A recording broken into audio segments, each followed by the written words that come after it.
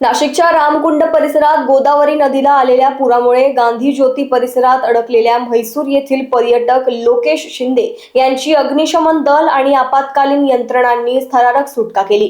रात्री अचानक पाणी पातळी वाढल्याने ते पुराच्या पाण्यात अडकले होते। माहिती मिळताच बचाव पथकाने रात्रभर प्रयत्न करून त्यांना सुरक्षित बाहेर काढले।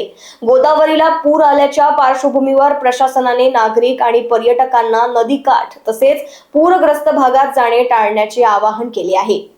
तिथे गेले होते तर अचानक पाणी वाढलं, यांना इकडे यायला असं होत नव्हतं। मग त्यांनी इथले दोघं जण होते, एका जणांना काढलं सांगितलं जीवरक्षकांनी।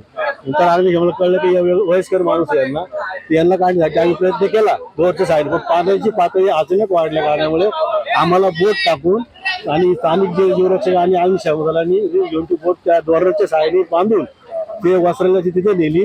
तिथे त्यांना बोट मध्ये व्यवस्थित टाकून त्यांचा लाईफ रिंग लावून व लाईफ जॅकेट लागून त्यांना व्यवस्थित बोट टाकून रेस्क्यू करून आम्ही किनारा ह्या साईड त्या साईडून या किनारा आणला। किती तास रेस्क्यू केलं? तरी आम्ही 4 तास लागले मॅडम।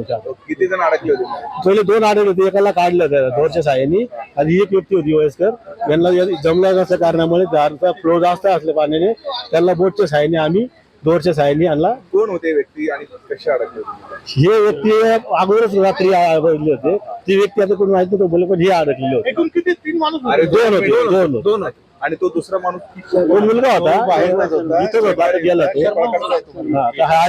शर्मा नाव होते आणि ब्युरो रिपोर्ट, लोकवाहिनी मीडिया, नाशिक।